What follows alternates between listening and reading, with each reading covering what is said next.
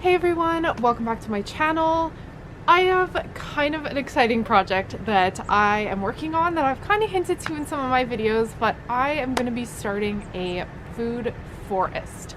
So this is going to be an interesting project for me. So if you don't already know, and I'm certainly not the expert, a food forest is basically, it's also called forest gardening, and it's using some of the principles that you might find in ecology and taking them into the realm of gardening. And it definitely falls under the permaculture umbrella with gardening. And before I lose some of you people who are just here for the wildlife, there actually can be a huge benefit for our food systems from using this kind of gardening or this kind of system to grow our food, because it is much more in line with something that wildlife would also inhabit. And you can also use native plants and turn it into a bit of a native plant ecosystem as well. So it combines a lot of different things. And so I'm going about it a little bit of a different way than some people, because I do want to try to incorporate as many native plants as I can.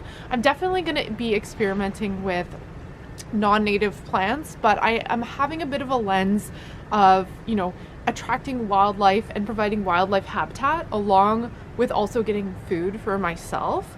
So I'm going to be trying to go at it with a bit more of a wildlife, native plant and habitat focused lens than some people who might just be purely about the 100% food production. The way that I discovered food forests and forest gardening and permaculture was actually through a YouTube channel called Canadian Permaculture Legacy, and he actually found my channel, and he recommended that I check out some stuff with permaculture and food forests because he thought it would be up my alley. And it took me a while. I had to really wrap my mind around the concept and kind of make sure this wasn't just like fad gardening or like some sort of trend or something that I wasn't interested in. But what really got me interested in this was, well, one was the idea that I could go out to a forest and like almost everything is edible and there's animals within it, rather than these kind of monoculture systems that you just assume like all gardening is going to be like this exact way with the raised beds and you have to kind of have your crops like in a line.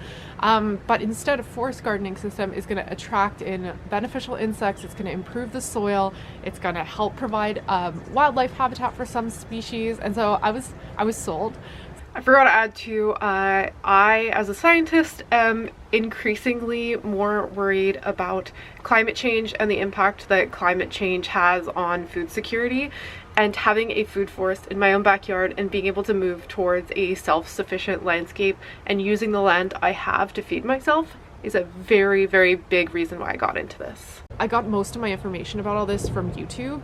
Definitely check out Canadian Permaculture Legacy. I will leave a link to his channel down below to learn way more in depth about what I'm trying to do and what his food forest looks like, also in Canada, which is always a plus to see another Canadian. So let's talk about my future food forest. So behind me is going to be the area that I'm going to be transforming into a food forest.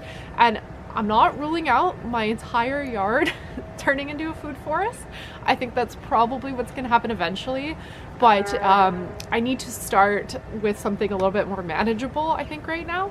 So I am going to be turning a lot of this area into my food forest. So I actually already planted an apple tree, which you can see behind me. That is a Gravenstein apple that I just got from the nursery. I didn't really think that much about it. I just bought it and planted it, so I'm not sure if I plant it in the best spot, but I'm working with what we have. I also planted a fig tree. I think it's Violette de Bordeaux fig. That was the variety. The fig tree right now is wrapped up in a little bit of kind of winter protection because it got really cold here. It's January, so I'm protecting it a bit from the cold. I've started mulching some of the beds that I want to plant fruit trees in, but I'm just not sure yet about my pathways and about my layout, and I also don't have enough mulch to do the entire thing. So I'm not really sure what to do. Like, I would love to just mulch the whole area and figure out pathways later, but I'm at a little bit of a lack of mulch. Or I've tried contacting landscape companies, and a lot of them actually give their mulch to people that sell them, So I'm looking at a huge cost for mulch, and I'm not sure if I'm ready to commit to that yet, but I do have a lot of mulched areas where I can start planting fruit trees and berries, and I actually have ordered a bunch.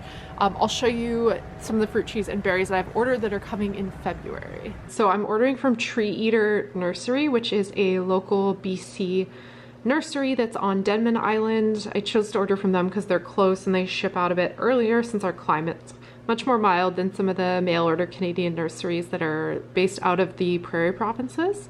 So here's one of my orders. I got pink currants. I impulse ordered this last night actually.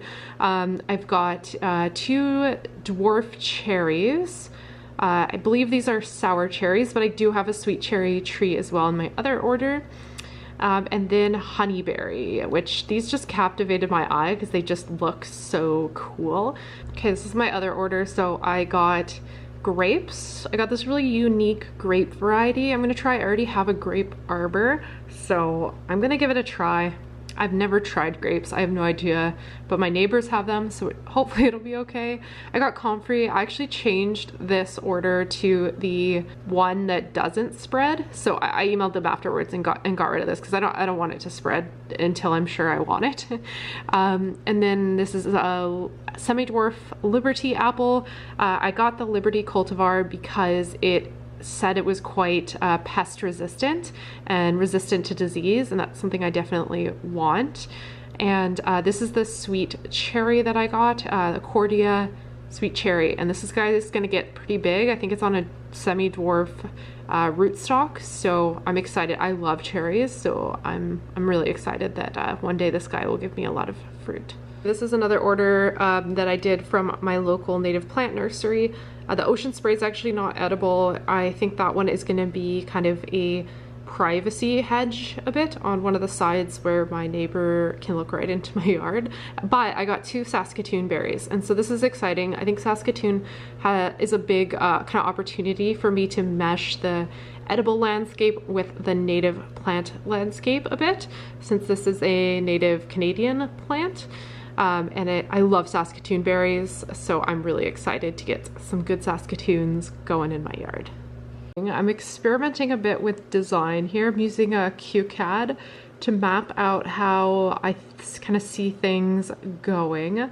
So I'm getting an idea of where I want to put my fruit and berry trees using this program, and I'm just messing around. I'm not sure if this is going to be my final choices here for location, but I'm working on showing my main trees and some of the berries, and then some of the support species I'm kind of thinking about adding to each one. So with the food forest, I can't just plant fruit trees. So I am also going to be planting support trees, and I'm like a complete beginner at this. I'm not an expert, so please feel free to correct me about any of this in the comment section.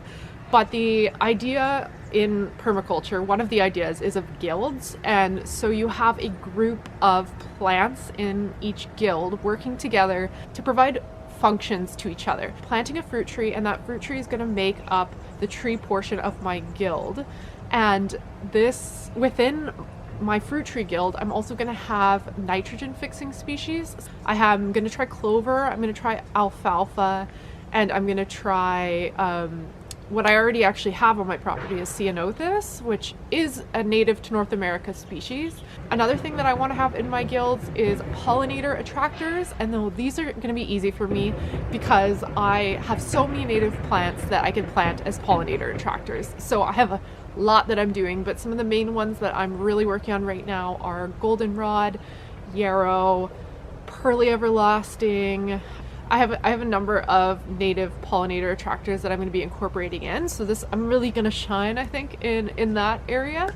And I also want to do, I think they're called like the aromatic pest confusers. I don't know if that's the right word, but basically it's like a very stinky plant that's going to repel insects from my fruit trees. So I'm going to try a few things in here. I have started garlic chives. I also have a lot of herbs. I have dill. I have cilantro and a lot of edible herbs that I want to try to fulfill this role. And then, not finally, but another system I want to kind of have is ground cover, because I have an issue with Bermuda grass. My lawn is seeded with Bermuda grass, so I need a ground cover to kind of keep that at bay. So I'm going to be trying wild strawberry, which is native. So wild strawberry will be a big one for my ground cover. I might also try clover, which I really like clover. I'm just a fan of it. So I'm going to try clover. But any other suggestions you have for ground covers, bonus to ones that are native in BC. So those are some of the species I'm going to be experimenting with. So I will be planting my fruit and berry trees in February. It's quite a mild climate. I'm in zone 9A. I know there's snow on the ground, but this is probably the last bit of snow that we'll get, and then it will hopefully start warming up, with my last frost being in March, so I can start planting all the support species as well. Another exciting thing is that Keith with Canadian Permaculture Legacy is going to be working with me on my journey of starting a food forest from nothing. Like, I literally started from lawn. He has done it before, and will be providing some tips. So we're going to be doing a little bit of a collaboration in the spring, summer, once everything starts waking up a bit more. And he's going to be giving me some tips on my food forest, and hopefully I can show you guys what the fruit trees and the shrubs look like once they're a bit planted out and we can see the landscape a little bit better. So I'm really looking forward to that. So go ahead and check out his channel, subscribe to his channel, and then stick around for spring to start to see how things evolve in my food forest. Let me know if you have any suggestions. I welcome your comments in the comment section below, and I will see you guys next time.